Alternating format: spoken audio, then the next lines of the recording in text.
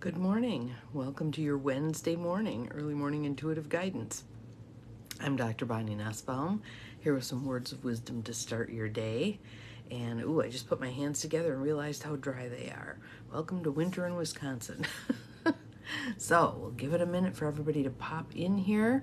And we have an awesome card today. And if I weren't so connected to faith and trust, I'd be a little creeped out about how spot on this card is right now. So it looks like someone just popped in. Glad you're here. Good morning, good morning. Good morning, Susan. You're the first one here today. Welcome. People starting to roll in. This is good. Good morning, Abigail. Thank you for the sunrise. Good morning, Peggy. Welcome. Welcome, welcome. Glad you're all here. Hope you're staying warm. Ha ha ha. Easier said than done. Yeah. Good morning, Janine. Glad you are here. Welcome, welcome. Everybody's starting to roll in. This is good because today's message is really powerful and because I am kind of in awe and good morning, Cindy. Welcome. Glad you're here. And appreciation for all of you who have sent in your top 3 things you'd like to work on for coaching. It's a whole lot of you. This is cool.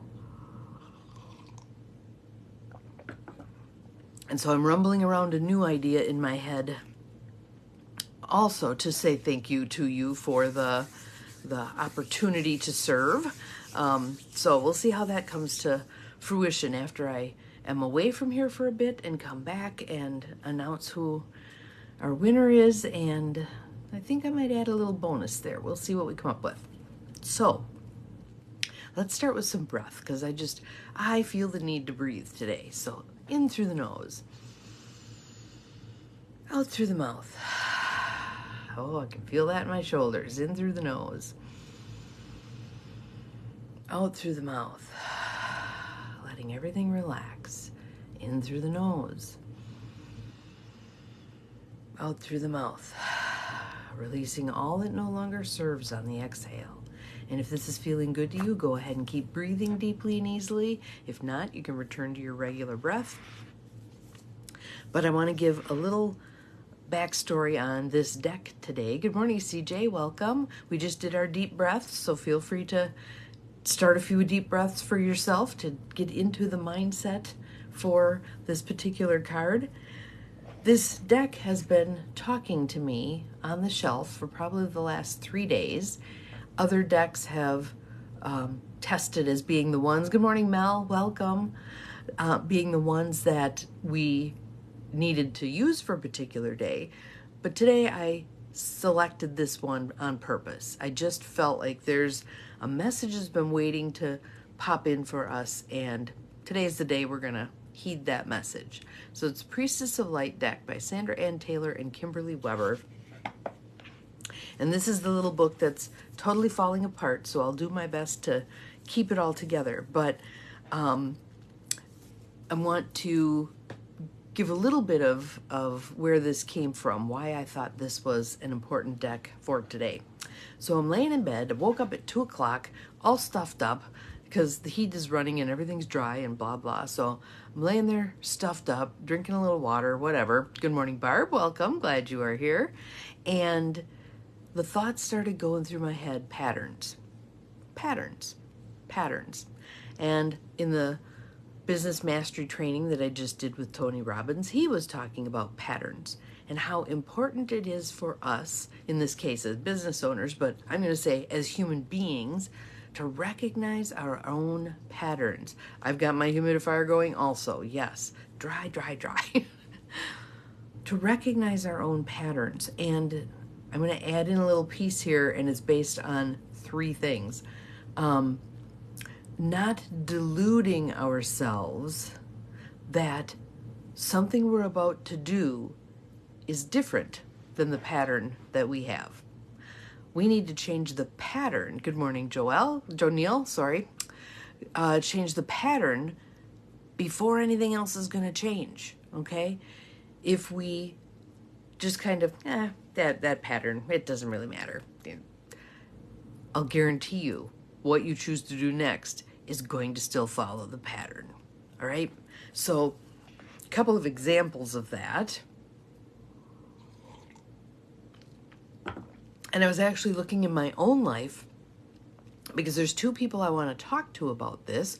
One is a client and one is my daughter about the patterns that from the outside in I'm seeing, but I don't think they're seeing because someone just helped me with that. You know, Bonnie, you've done this before. Really? I have? Duh. And when it was spelled out for me, 3 examples, I could go, oh yeah, now I see it. Now I see it. And now I can change it. So, the patterns that I'm seeing is someone who chooses to go, to flee, to head off on adventures when things get too difficult, too boring, too whatever in her life, she flees. And much of that flight doesn't go well. Ends up resulting in things like needing to call for help, needing rescuing in a way. Good morning, Sue. Glad you're here. Welcome. There's 12 of you all here today. This is fabulous. So what that tells me is 12 of you and me need to hear this message, right? So there's that pattern that repeats, and each time she says, this isn't the same, this is different because blah, blah, blah. But it isn't different. It's the same pattern, and it repeats, and it yields the same results. Good morning, Donine. Glad you are here. Welcome. So, and the other one is a circumstance where someone identified something about herself, and I agreed, and we talked about it, and later she accused me of saying that about her, and it's a negative thing. So I directed her back to the video of our conversation so that she could see, no, I was the one who said that about me. She didn't say that about me. She agreed, but I must not be liking this particular aspect of myself. So rather than explore it and learn from it, I'm going to create a conflict over it as a way to avoid having to deal with it. But here's the deal. This is opportunity. If she can step back a bit and let her curious observer look at this and go, nope, this is a problem. This is something I need to address. And when I address it, I'm going to elevate myself out of this particular cycle of doom, right? So then we picked the card today. And something else a little interesting about this card, grab the deck out of the box, look at the bottom. I was attracted to the bottom card. And I looked at it and I noticed the number 15 on it. And I thought, well, let's see if this turns up again. So I'm shuffling, tapping, shuffling. It's the card for today. So again, when that many moments of alignment happen, we need to pay attention. We need to really pay attention, okay? So here's our card. We tip it so you can see it. It is deep emotions. That's what this one is called. Deep emotions. Unknown feelings, past life influences. Deep emotions. So I'm going to hold her up here because the card talks about the description of her. This priestess of the depths welcomes you to the side of life that most people never explore. Blink, blink, blink. The sacred triangle above her head represents the trinity of time, past, present, and future. This is surrounded by the circle of eternity. You can see the sacred geometry there, reminding you of the unending nature of life, cyclical, continuous, and connected.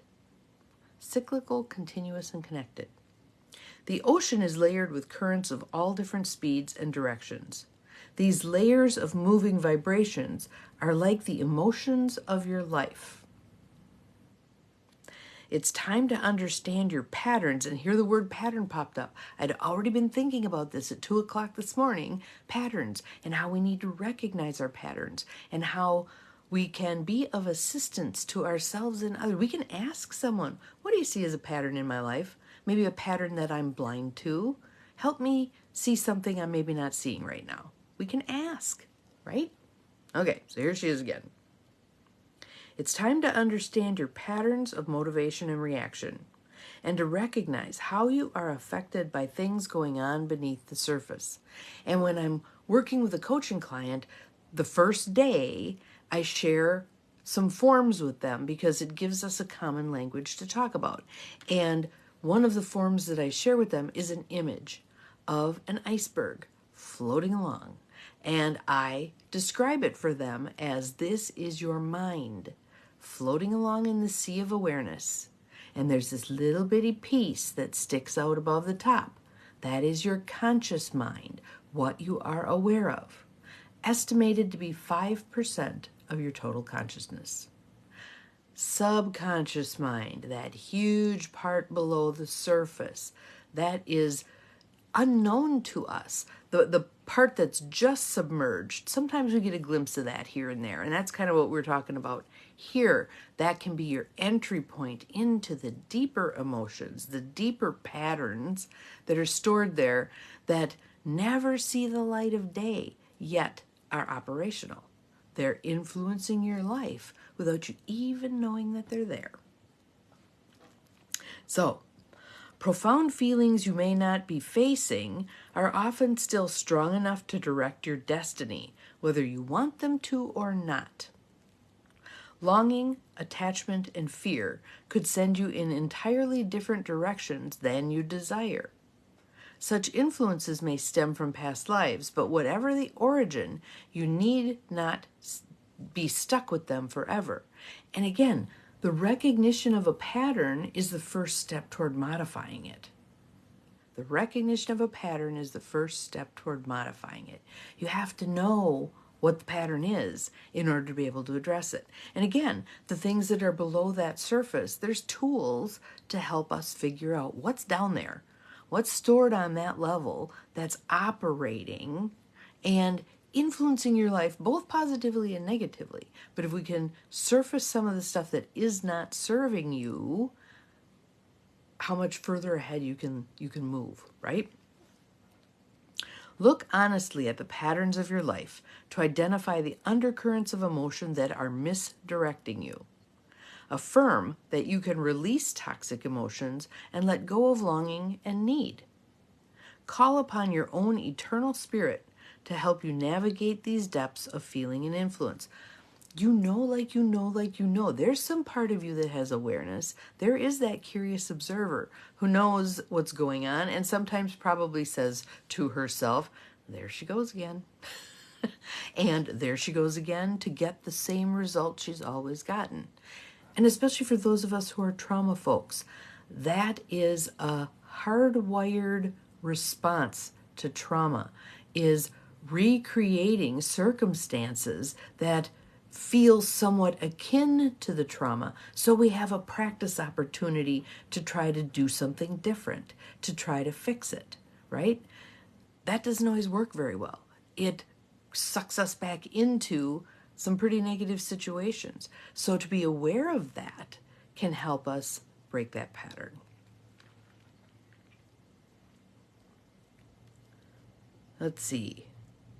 Call upon your own eternal spirit to help you navigate these depths of feeling and influence. The power of your soul transcends all limits of time, space, and energetic currents. So when we say your soul knows, it'll guide you. So I've got the card on my desk that says move ahead anyway. The soul knows the way through. The soul knows the way through. We just need to get to be much better listeners to our soul's message. All right? When you feel the depth of peace it brings, you will be able to take conscious advantage of each moment and achieve joy in all the currents of your present experience. The present is a drop of life that cannot be separated from the vast ocean that is your eternal truth. So choose to infuse it with power and peace. I'm going to guess, Cindy, that this is an awesome card for most of us. For most of us. Yes. So I'm going to read that last sentence again because I thought that was so captivating to think about. The present is a drop of life that cannot be separated from the vast ocean that is your eternal experience, your truth. So choose to infuse it with power and peace. And the affirmation is, I release longing and fear. I peacefully direct the current of my life in every present moment. So again, how's a way that you can know that you're messing around with one of these patterns, that you're trying to go la la la la la around one of these patterns? If you feel defensive, you're there. So pay attention. Thank you for posting the affirmation, Cindy. I appreciate it. When do you feel defensive? Okay, so I was on a conversation the other day, a Zoom call with two women, and one woman was trying to get the other woman to understand something, to see something. I could see it clearly. The other woman could see it clearly. The woman she was trying to get to see it could not see it. Could not see it. It was right in front of her nose. Good morning, Bobby. Looking forward to talking with you this morning. Was right in front of her nose. She could not see it. And she defended. She defended. Oh, but you guys don't understand. You're not seeing the whole thing. You know, argue for your limitations. You get to keep them. Argue for your limitations and you get to keep them. If, when someone brings something up and you feel defensive, you could pause and go, oh, isn't this interesting? Kind of a la Sharon Ellison. Take a look at yourself. Isn't this interesting? I wonder why I'm getting defensive. I wonder why I'm feeling... I would say frustration can also be a cue. Defensiveness, I think, is a little different. Defensiveness is when we're trying to not recognize something. We're trying to not see, not own what someone is confronting us about. Yes, argue for your limitations and you get to keep them. Not helpful. Not helpful. So we'll do that, you know. Someone will say, well, why don't you try X? And you go, well, I've tried everything. There is nothing that's going to work, blah, blah, blah. You're creating your own problem. And not saying that person, because when we get unsolicited advice, why don't you try blah, blah, blah? We do get defensive, right? Okay, and I've got a little bell going off in my head here with regard to the project. I've had several people this week who've done well, have we done this? And are we going to do that? And what about this? And me feeling like, on some fronts, yes, we've done that. Here's what happened. If you'd read your minutes, you would know that. But there again, you know, this is how it goes when we're working with human beings, right? We bump into these kinds of things. And many people, I think in America in particular, we steer clear of a lot of human interaction for precisely that reason. We don't want to have other people hold up the mirror that shows us our patterns that aren't helpful, that shows us our limitations, that shows us our stinking thinking that's keeping us stuck. Martyr thinking. How many of us have martyr thinking? Well, I just have to do this. Nobody else is picking up the ball. Nobody else is doing anything. I have to do it. If they do it half-assed, blah, blah, blah, blah. Sound like anybody? My hand's in the air. So, to be willing to look at your own patterns is huge. Absolutely huge. And sometimes we need assistance in seeing the pattern. So I will go to people and say, help me out here. Help me out here. What am I not seeing? What am I missing? So then I can take a look at it and do something with it. Sometimes there are those things that we subconsciously decide we need to bang our head against that wall yet again. When your forehead gets bloody enough, hopefully you stop banging your head against that wall. But again, human beings are very attached to patterns. We do the same things. That's how we end up with routines, right? Hopefully they're healthy routines. Sometimes they are not. But we are very attached to our routines. I always go this way to work. I always have this for breakfast. I always have this kind of a conversation with so-and-so. Step into your curious observer. So let's take a moment now. There's 12 of you here with me. Let's take a moment now. I want you to just breathe deeply and tap into your curious observer. That wise part of you that is neutral, doesn't have an investment in the things that you're doing, but can see through very wise eyes the patterns. I'd like you to ask that curious observer, share with me one pattern that I'm repeating, that is not serving me, but I'm not seeing it. Share one with me. Help me understand. You may get an incident, an occurrence, something that pops through your head, and you might not know, how does this fit into a pattern? Just get it first, and then we'll walk through it. So you're asking your curious observer self to share with you a pattern that you repeat without really knowing it. Just breathe. Allow something to come in. And if what you get doesn't seem all that important, just wait. And if you don't get anything, if all you get is crickets, don't worry. You've set the intention. I'm open to receiving a pattern that I need to take a look at. We're putting that out to the universe. Sometimes the universe may decide, well, always the universe decides for divine right timing. So perhaps it's not quite yet divine right timing. Your only job then is to practice the openness. You're creating the space for this information to surface. You hold the space, it'll show up. It'll show up. It may show up through the pattern literally repeating again so that you can see it. You might, as that pattern begins to play out, hear the little warning bells. So let's say someone's pattern is agreeing to do things that they don't want to do. They want to be nice. They want people to like them. So they agree to all kinds of crap that they don't want to do. All right? Perhaps when you do it again, you'll hear that little warning bell. Warning, warning, warning. So that you can take a look at it. So now if you have something, and if it feels like it's not a big hairy deal, who cares about that? I want you to consciously think of other situations and circumstances that are the same as that little piece of pattern that just popped up. Line up your experiences that fit that pattern. Do not be surprised if, as you do this, that initial one was maybe a 3 on a scale from 1 to 10. But as you start lining up the additional circumstances that are the same bloody pattern, they climb the numbers. A 6, an 8. Ooh, there's a 10. I remember that one. That one really stunk. Sometimes the wise part of us gives us a little teaser first and then unloads the heavy stuff. So I'm just going to make one up so you kind of have an idea of what I'm talking about here.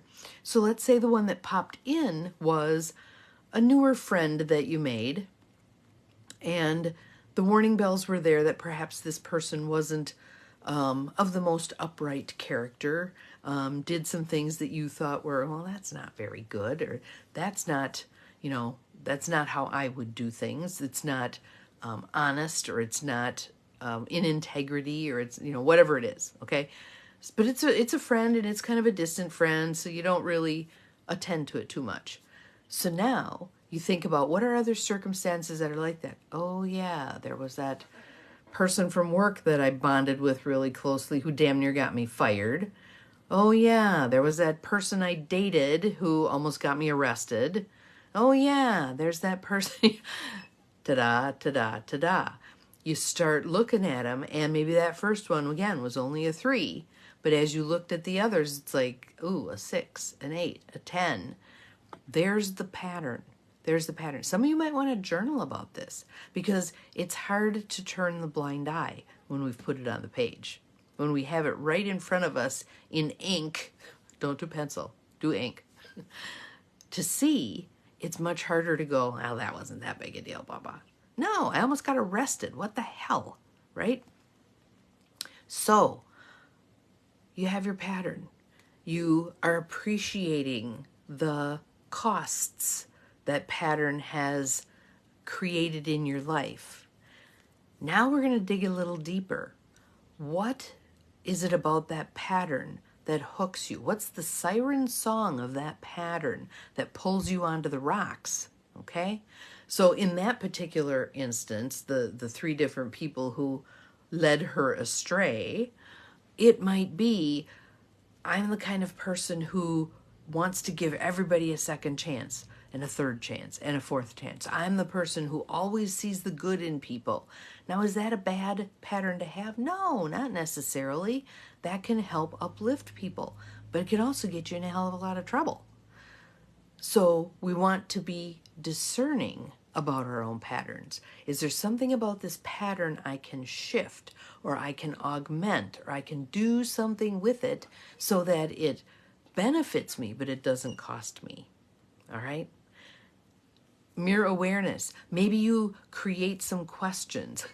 Way back in the day, I was one of those people, high school, who picked the underdog and the one who got in trouble and tried to rescue them from themselves. Guess what? That does not work. But I got to the point where in my high school brain, the best I could come up with was I'd ask them a question when I first started hanging out with them. How long's your police record? Ha ha ha ha. And they'd tell me. Then I could do discernment. Really, Bonnie, do you want to mess yourself up with this? Do you want to get yourself wound up in something that really is not going to be a good idea? So then I could do the discernment of, yes, I'd like to help this person. They're probably not open to helping in the first place. And second of all, I don't need to bring a bunch of chaos into my own life, right? Being willing to be discerning about our patterns is huge. So with one of the people that I was talking about earlier, I need to help her feel safe enough to explore this pattern. Let's take a look at this and see how it's serving you or not serving you so that we can break that pattern and not have it keep doing a dump job on your life. It's a pretty disruptive pattern. So, what about for you? What are you willing to do with the pattern that has now been revealed? What kind of checks and balances can you put into place with that pattern so that you can catch yourself and go, do I really want to do this? Is this really in my highest and best good? Do I want to say yes to one more bloody committee? Whatever your thing is where you get repeat, and get stuck. And it may require, let me dig out our card here again. It may require looking at some of those deep emotions. I am so wound around my axle about everybody liking me that I keep saying yes to everything everybody asks me to do, and I have no more bandwidth. I am tapped out. I am done. So what will I do with that? What will I do with that? I'm going to practice saying no. To the next 5 things that come up, I'm going to say no. Right off the bat, just so I get some practice, if later I want to call back and say yes to maybe one of those 5, I can do that. But I'm going to practice saying no so that I break this pattern and I get into a place where I'm only saying yes to what I really, truly want to say yes to. Okay? So that was long today, but I think it was so important, so important. Rather than going through life mechanically, tilting at windmills, saying yes to things we don't want to, activating these deep emotions by getting caught in the pattern over and over and over again. Have any of you heard of that story? I think it's called The Hole. And the gist of it is, it's like 5 chapters. I walk down the road, there's a hole, I fall in. It's not my fault. I can't get out. It takes a long time. Chapter 2. I walk down the road. I know the hole's there. I fall in anyway. It's not my fault. It takes a long time to get out. Chapter 3. I walk down the road. I know the hole's there. I do my very best not to fall in. I try to skirt around and I get sucked in anyway. But now I realize it is my fault. I'm going to say responsibility. And I get out more quickly. Next time I go down the road, I skirt around the hole and I proceed on my path. Chapter 5. I go down a different road. We all have the capability of learning not to repeat the same patterns over and over and over again. And we need to not beat ourselves up about having repeated it however many times we have. It takes as long as it takes for us to learn this, to discern, to trust our inner guidance that we don't want to repeat this pattern, to make a change, to have some different outcomes, to adjust according to those different outcomes. It takes time. Be kind to yourself as you're walking through making a change to this pattern. But, as I always say, you are capable of far more than you think you are. So be willing, tackle a pattern. Let's see what you get. Have an awesome Wednesday. We'll see you again tomorrow. Bye-bye.